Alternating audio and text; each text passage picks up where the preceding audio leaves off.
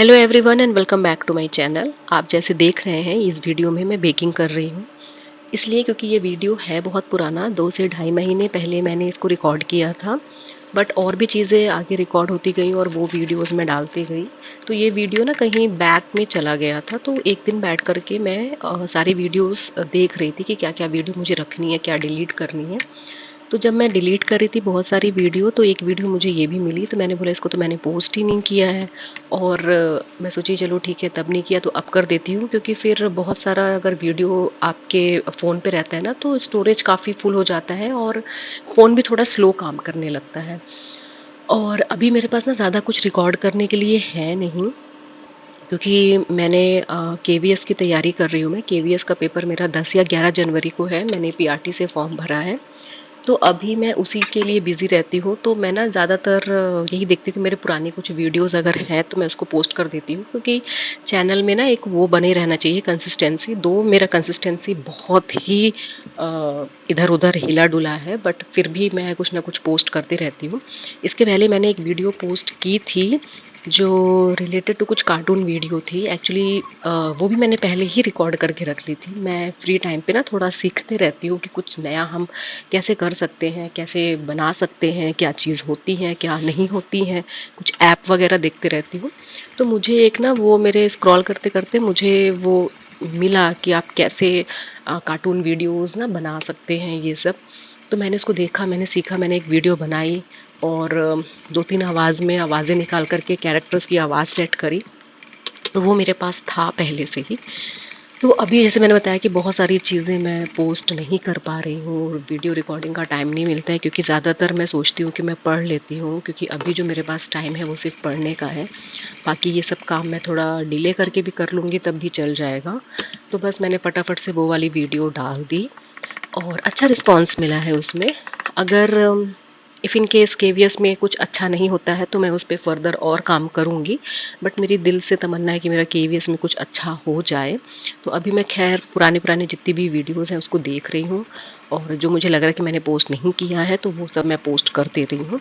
और फर्दर अगर कभी ऐसा कुछ आया कि हाँ, कुछ कभी होता है ना, आप पढ़ते पढ़ते भी बोर हो जाते हो, तो चलो यार कुछ अलग कर लेते हैं 2-3 घंटे।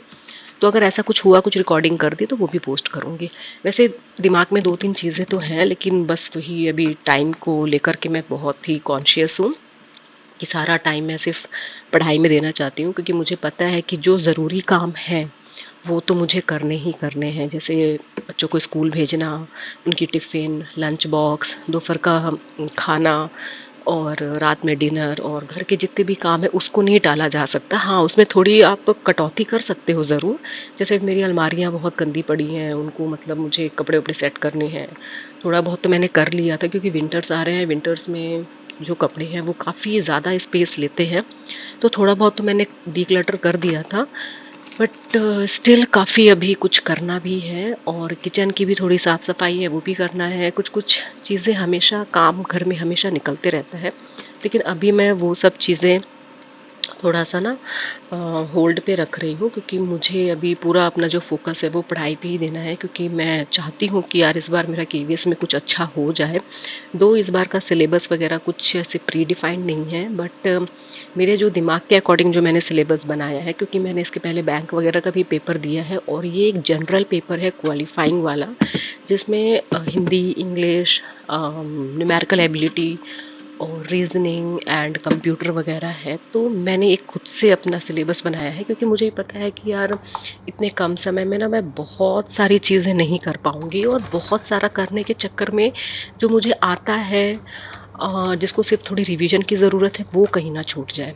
तो इसलिए मैंने ऐसे ही ऐसे टॉपिक सिलेक्ट किए हैं कि जिससे मेरी तैयारी भी अच्छे से हो जाए और मुझे थोड़ा ना रिवीजन का टाइम भी मिल जाए, और मैं कुछ क्वेश्चन पेपर जो प्रीवियस ईयर पेपर्स होते हैं उनको भी कुछ सॉल्व कर सकूं। कि ऐसा ना हो कि बहुत सारा पढ़ लिया पढ़ लिया पढ़ लिया और रिवीजन को कुछ नहीं टाइम मिला। तो अगर रिवीजन का टाइम नहीं मिला तो आपकी स्टडीज़ जो जितनी भी आपने करी है वो बेकार ही है। और इस बार ये भी हो गया है कि इन्होंने नेगेटिव मार्किंग इंक्लूड कर दी है। तो नेगेटिव मार्किंग की वजह से ना ये भी एक ड्रॉबैक है कि आपने इस बार तुक्का नहीं लगा सकते। क्योंकि अभी तक ये था कि केवीएस में जब मैंने प्रीवियस ईयर पेपर दिया था तो ये था कि आप की नेगेटिव मार्किंग नहीं थी। तो अगर आप बहुत ज़्यादा श्योर भी नहीं हो तो still you take a risk. चलो ठीक है, अगर हो गया तो भी ठीक करेक्ट, और अगर नहीं करेक्ट हुआ तब भी आपका कोई लॉस नहीं है। बट इस बार लॉस है, तो इस बार ना ऐसे रिस्क में खेलने वाली बात नहीं है। तो इस बार मैं वही क्वेश्चन करूँगी जो मुझे 100% आते हैं। तो इसलिए मैं तैयारी भी उसी हिसाब से कर रही हूँ कि अगर मैं 100% सिलेबस नहीं तैयार कर पा रही हूँ तो एटलीस्ट मैं इतने कम दिनों में कम से कम 50% सिलेबस तो मैं कवर कर लूँ, ताकि मैं थोड़ा रिवीजन भी कर लूँ और रिवीजन के साथ साथ मैं कुछ प्रैक्टिस सेट भी लगा लूँ, ताकि मुझे थोड़ा अंदाज़ा रहे कि हाँ मैं कहाँ तक हूँ। और इसमें सबसे ज़्यादा जो मेरी कम तैयारी है वो है जीके की, क्योंकि जीके इतना वास्ट है ना कि उसमें इट्स लाइक अ समुंदर की आप डुबकी लगा के आप जितना भी पढ़ लो आपके हाथ में थोड़ा सा ही आएगा। अगर आप पानी ले रहे हो तो आपके चुल्लू में थोड़ा सा ही पानी आएगा।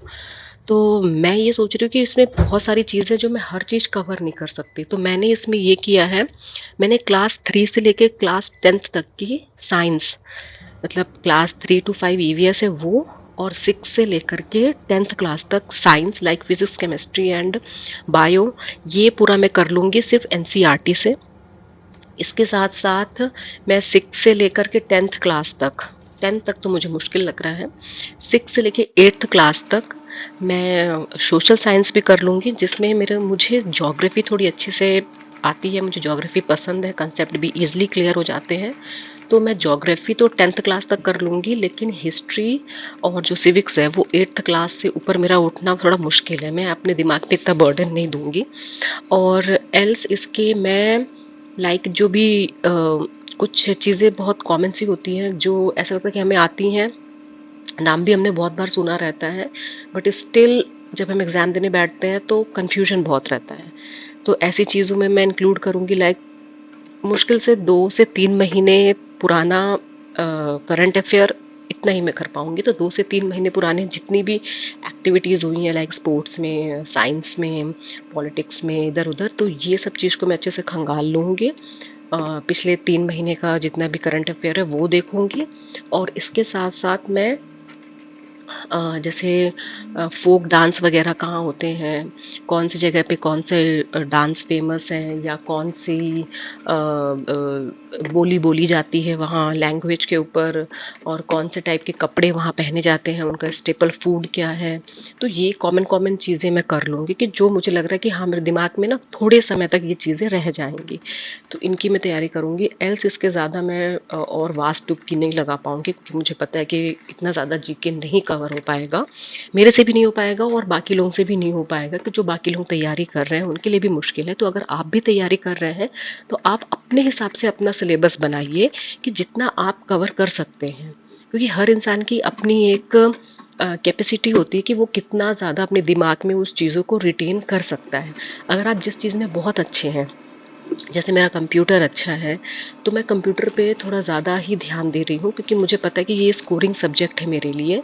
और इसके साथ साथ मेरा रीजनिंग भी ठीक है, हिंदी ठीक है, इंग्लिश ठीक है, तो मैं इन सब चीज़ों में थोड़ा एक्स्ट्रा ध्यान दूंगी। मेरा मैथ्स इतना अच्छा नहीं है, तो मैं मैथ्स में गिने चुने 10 से 12 टॉपिक करूँगी, जो जिस फील्ड में मुझे लग रहा है कि हाँ इसमें मैं अच्छा कर सकती हूँ उसी को। जो चीज़ मैं नहीं कर सकती, जैसे प्रॉफिट एंड लॉस हो गया, तो मुझे ना थोड़ा सा उस टाइप के क्वेश्चन को दिमाग में घुमा घुमा कर बैठाना, और ये कंपाउंड इंटरेस्ट, सिंपल इंटरेस्ट, ऐसे क्वेश्चंस करना मेरे लिए थोड़ा सा डिफिकल्ट है। तो rather than spending time on that type of question, मैं वो चीज़ कर लूँ कि जिसमें मेरी पकड़ अच्छी है, जिसमें मुझे भले फॉर्मूले याद करने हैं लेकिन मेरी पकड़ अच्छी है। जैसे मेंसुरेशन वगैरह चैप्टर्स हो गए, इसमें थोड़े फॉर्मूले ज़्यादा हैं, but still you can move around your brain, कि अच्छा एक दिमाग में आपके एक इमेज बनती है कि अच्छा ट्रायंगुलर ऐसा है, सिलेंड्रिकल शेप ऐसा है, ये निकालना है, तो आप बना सकते हो, थोड़ा बहुत आप उसके नज़दीक पहुंच सकते हो।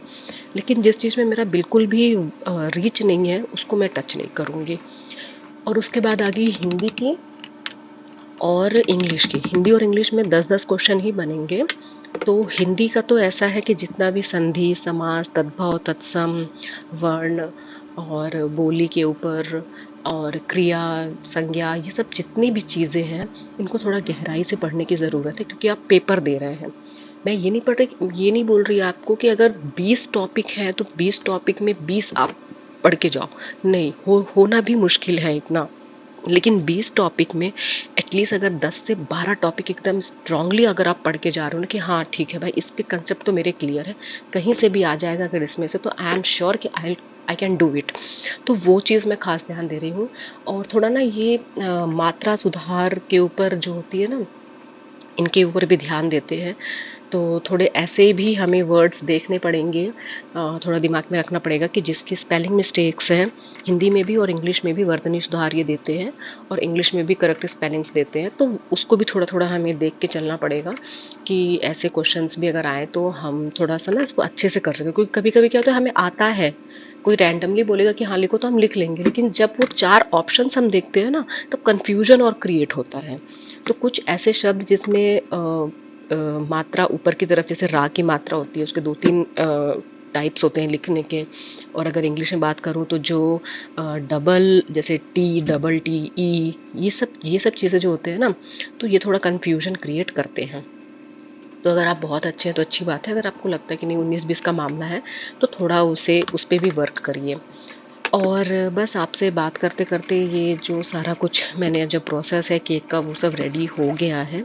और ये एक ऑर्डर था, किसी ऑफिस में जाना था, बर्थडे का था, तो इन्होंने मुझे इतने ऑर्डर्स दिए थे कि कुछ कप केक्स एंड 2 फ्लेवर्स के। तो मैंने पाइनएप्पल फ्लेवर और चॉकलेट फ्लेवर किया था, और ब्राउनी इनकी ऑर्डर थे, तो ब्राउनी वगैरह सब मैंने बना करके सब पैक करके दे दिया था।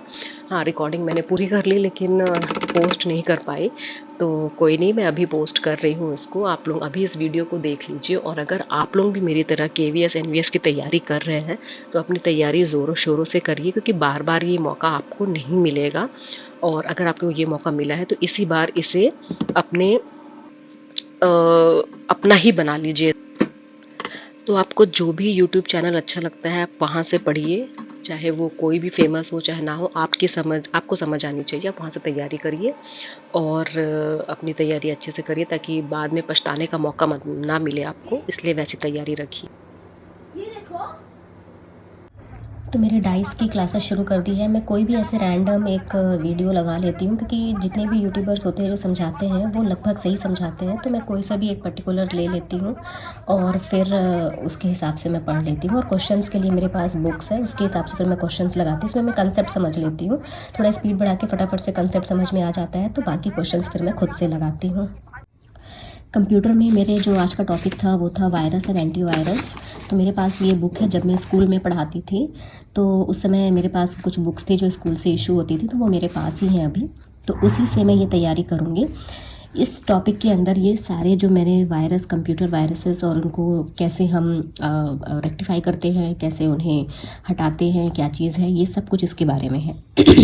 Computer malware, types of malware, how do malware spread, फिर उसके इफ़ेक्ट्स क्या होते हैं, एंटीवायरस क्या होते हैं, स्पैम क्या होते हैं। तो ये सारा जो है, ये सारा कंटेंट इस बुक में है। सब कुछ बहुत अच्छी बुक है ये, और इसमें सब कुछ है। तो जो भी मुझे चाहिए इन्फॉर्मेशन, मुझे इसमें से अच्छी खासी इन्फॉर्मेशन मिल जाएगी। और क्वेश्चंस के लिए मैं नेट फॉलो कर लूँगी। नेट में बहुत सारे questions related to viruses and antiviruses मुझे मिल जाएंगे। तो मेरा आज का ये टॉपिक इसमें कंप्लीट हो जाएगा। तो अब मैं शुरू करती हूँ अपनी इस तैयारी की, जो है आज का मेरा virus and antivirus, societal impact of IT।